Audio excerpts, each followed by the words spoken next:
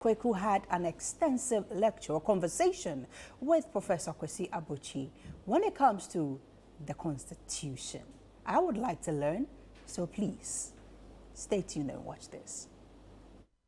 Now, 31 years ago, on the 7th of January 1993, Ghana began its fourth Republican constitutional dispensation. We caught up briefly with Professor Kofi Abuchi to, find out about Constitution Day and, the various things surrounding that, various questions that people have in their minds surrounding that, all that. And of course, the event that's coming up at the UPSA School of Law. And, so let's have a conversation with him right now. Prof, good morning. Good morning. I'm well, thank you. How are you? Very well, thank you. Now, Constitution Day. You, of course, you're Dean of the UPSA Law School, but you're also part of the One Ghana movement. How did this decision to do an event like this? Well, some 4 years ago, the UPSA Law School, in collaboration with the One Ghana movement, recognized the need to have some conversation on this rather pivotal day called the Constitution Day, a conversation that reflects our understanding of constitutional rule, our understanding of democracy, the values embedded in that, to achieve two key things. First of all, to focus the conversation and direct conversations in particular directions that achieves the aims of the day, so that it doesn't become just a day that passes, but it provides the requisite reflection that is needed. That's the first one. But the second one is to therefore engender a certain thinking around constitutional ethos, a certain thinking around the importance of constitutional rule. I think there's something about things becoming normal or being rendered normalities over time, and we therefore forgetting the context and the circumstances under which Ghana became a constitutional democracy. So a day like that provides an opportunity for us to reflect not only on the history, but more importantly, the values of having and operating a constitutional system. And that is what aspects the Constitution Day lecture. Now, Constitution Day itself, do you think in the context of the last 31 years, it's an important day to commemorate? It is an important day to commemorate, and I'll tell you why. There are some people, I can understand the context of your question, there are some people who think that because they haven't gained so much from constitutional rule, especially from the standpoint of economic considerations, a lot of people feel disillusioned that over the years they have the constitution itself hasn't helped much in terms of their gains, the economic gains, especially from the constitution, and therefore they'll question why we should dedicate a day like this to the celebration of the Constitution. Now, two things. First of all, constitutions are evolving processes. And there are some who say, in context, Ghana hasn't really done badly.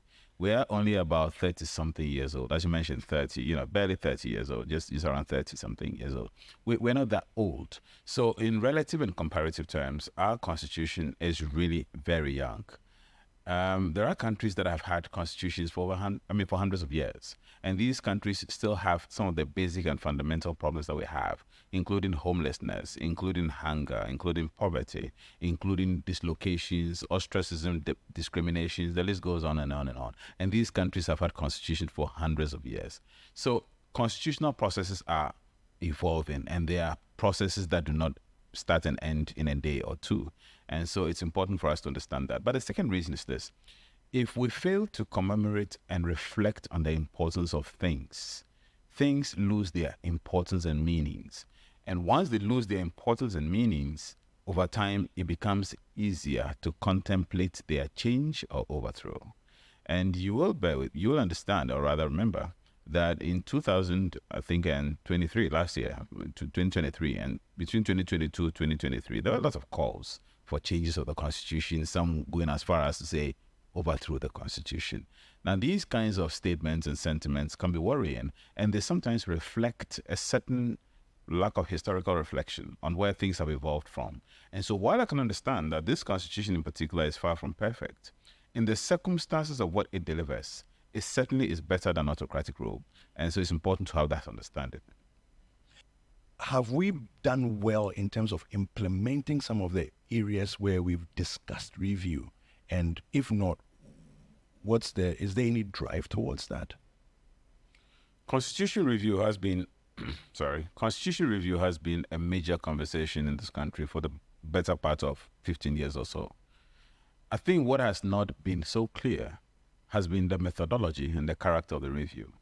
So you would have noticed that in the Professor Atamil's committee that was put together, led by Professor Fiajo, that committee did a lot of work. I was part of that committee in terms of provided consulting work for that committee. That committee did a lot of work. It appears, however, that the outcome of that committee's work suffered from one fundamental defect, and that defect has to do with the sheer quantum of proposals that are intended to be effected by way of changes to the Constitution. I think from a pure methodological standpoint, that was a difficulty, because you have Parliament having to consider all these bills, and the question Parliament has debated, among others, is do we even consider them one after the other, or do we consider them en bloc? And if we consider them en bloc, a good number of them have to go for referendum. If they are submitted for referendum, are they going to be submitted in various referenda, or they're going to be submitted together? And if they're submitted together, what will be the character of the question? Are we going to ask the electorate, do you agree to the changes of provision 1, 2, 3, 4, 5, 6, 7, up to 20? And if they say yes, are they saying yes to all, or are they saying yes to some and no to others? These are serious methodological difficulties. So I think that methodological difficulty has been a major stumbling block. But the biggest stumbling block has been political will. The question as to whether the institutions of change, the institutions that are mandated with the authority to change, do have the requisite commitment to see to the effectuation of the changes is another issue altogether. And so, for example, Parliament cannot be spared the accusation of conflict of interest, for example, in this case.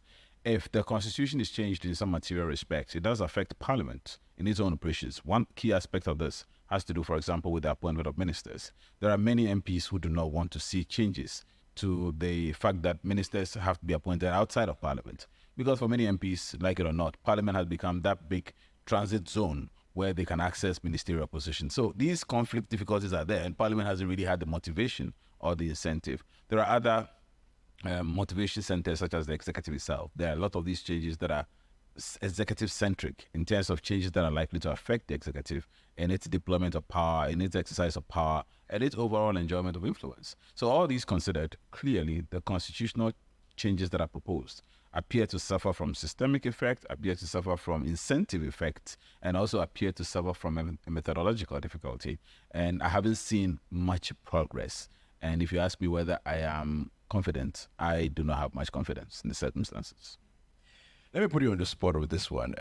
If there was one thing that you feel that if we made a change to it regarding the Constitution, would have a ripple or domino effect to influence other changes, what would that thing be? So you rightly said you're going to put me on the spot, and this is a big spot because there's hardly one thing, but one major, so let me say one major, not one thing that would have a ripple effect on everything else, but one major change, and if you allow me, I would probably just say two, but two major changes that I think, when effected, may have some sort of systemic effect on this. One is in the area of the appointment of ministers, the majority of ministers from Parliament. I think that has fundamentally weakened Parliament. It has fundamentally weakened Parliament because Parliament has just become this proxy of a pawn of the executive. I mean, if you are an MP and you aspire to be a minister, behave. That's what it means, simply behave. And so MPs are in Parliament constantly trying to catch the attention of the president, and that means be a good MP, and be a good MP means support government policies. So Parliament's checking responsibilities have been all but shirked and completely lost in terms of its operational effect. And by reason of that, the powers of the executive has automatically been enhanced. I have sometimes tried to draw the attention of students to this by drawing a comparative analysis from the realm of physics, that sizes of things are sometimes not as big as they are, but they're only big in relative to other things. And I think in some ways the theory of relativity of Einstein is similar. And that's why in space the Earth itself looks small, because of the size of things, So the executive is big in terms of its overall quantum of power because the legislature is weak.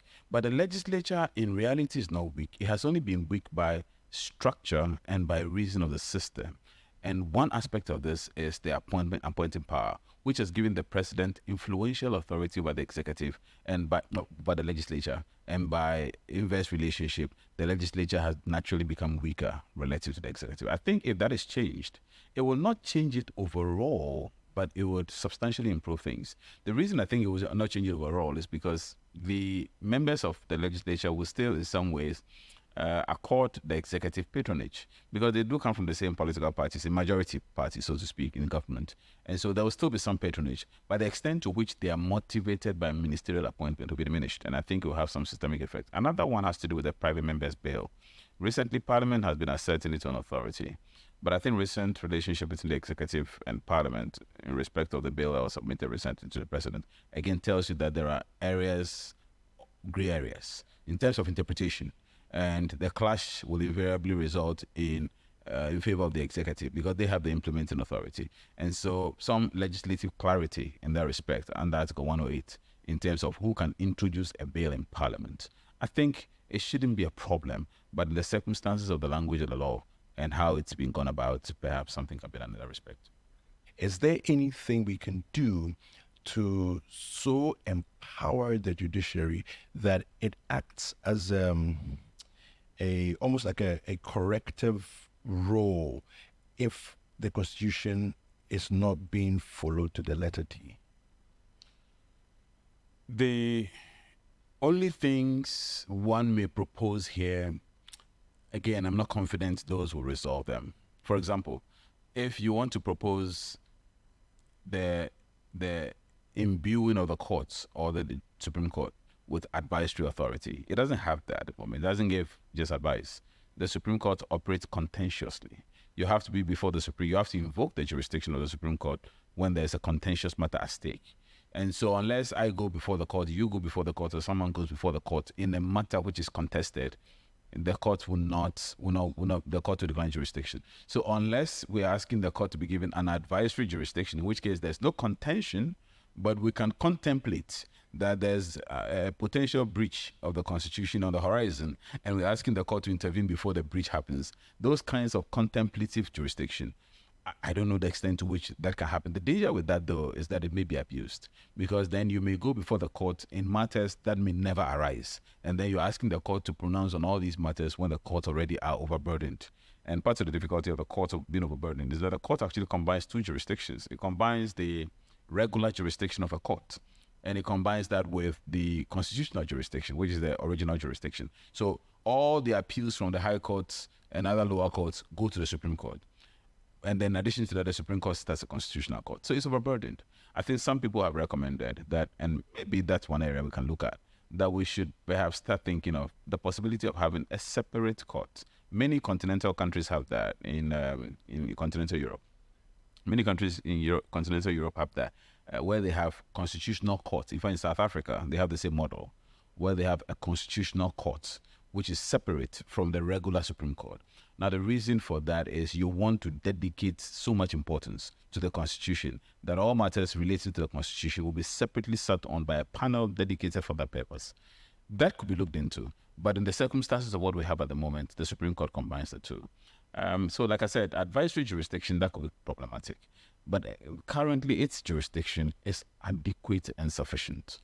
And so long as the Supreme Court sits and exercises its jurisdiction professionally as it's expected to do, I think that we should have a court that is worthy of its name and that has the capacity to ultimately resolve all circumstances of conflict to avoid the explosion of things. So let's look at an event that's happening on Monday, Constitution Day, this year. Why the keynote speaker you've chosen in particular? Why not somebody from the judiciary who speak regarding the Constitution? And then also why the empaneled group that are on, the former attorney generals and so on? The 2024 election is likely to, like many of the past elections, test our democracy. Our democracy has been tested. On some occasions or circumstances, it has come under great strain. Therefore, it's important that in an election year like the one we have, our democracy, we do the kinds of reflections that we intend to start on Monday, to ensure that our minds and hearts are properly positioned. I think Dr. Afarijan needs no introduction to anybody, and certainly I do not have the gravitas to even do that. Dr. Afarijan is easily the architect of elections in Ghana. And I think that for an election happening in 2024 in which the two leading political parties appear highly determined to capture power, and some will say retain power, it's clear that the prospect of there being hot spots and potential serious flashpoints are there. It's important that we have clarity on what to expect in terms of our electoral fortunes in 2024. And I think the best person, in some ways already a grandfather to Ghana's elections, is Dr. Afarijan. So the expectation is that he's going to speak to the country as a grandfather of elections, as I've already put it, in my own quotations. But he's probably going to speak to the country as a grandfather of elections in terms of what he encountered and experienced at his time, or during his time. A time when there were no templates, when he was the first person to literally put in place structures and systems, but somehow was able to get all the players, 1, to trust in his leadership, 2, to believe in the system, and 3, to know that only his pronouncement is a definitive outcome. It's important that we hear from him from an election standpoint. So that's one end of the spectrum. On the other end of the spectrum is the judiciary. So if the Electoral Commissioner speaks and the Electoral Commissioner's pronouncements are not accepted, the framers of the Constitution understands that, and therefore they've given an outlet, that the outlet is for the matter to be submitted to the courts. The question is, how should people react and respond to the court's pronouncement post the decision of the Electoral Commission? It's imperative that we remember that in 2012, we had a similar matter, serious matter. Fortunately, we scaled it. In 2016, we had a similar matter. We scaled it. It seems that gradually we're building a culture which recognizes these two centers of legitimacy. One center being the Electoral Commissioner, the primary one. She speaks, and that ends matters. If she speaks and it doesn't end matters, the courts speak and it ends matters. Street protestations allowed by the Constitution, but street fights and conflict not allowed, not contemplated. It means that there are proper outlets, and these outlets will have to be exploited, and these outlets will have to be used. It's important that the conversation is directed not only at the political actors, but also at the institutions that are involved. And I think Dr. Afarijan has that requisite gravitas and experience and record to speak to this. The panel members that we've empaneled, the political ones especially, they are designed to provide a balanced feedback. So we've had a former electoral commissioner speaking with all the gravitas and experience and respect that he has, commands, and they will have a response from the political actors. And these are the reason they are there is really to say you are the ones who are likely to, and with all respect to the other political parties, unfortunately we can't field everyone, but these are the two leading political parties, and essentially to give them an opportunity to give a feedback. And I haven't heard the lecture and the things said by Dr. Afarijan, if they have any comments, any feedback, and more importantly, possibly make statements of commitments that, look, these parties are going to, by and large, respect the process and go through legitimate processes to ensure that in 2025, Ghana has a country. Happy Constitution Day.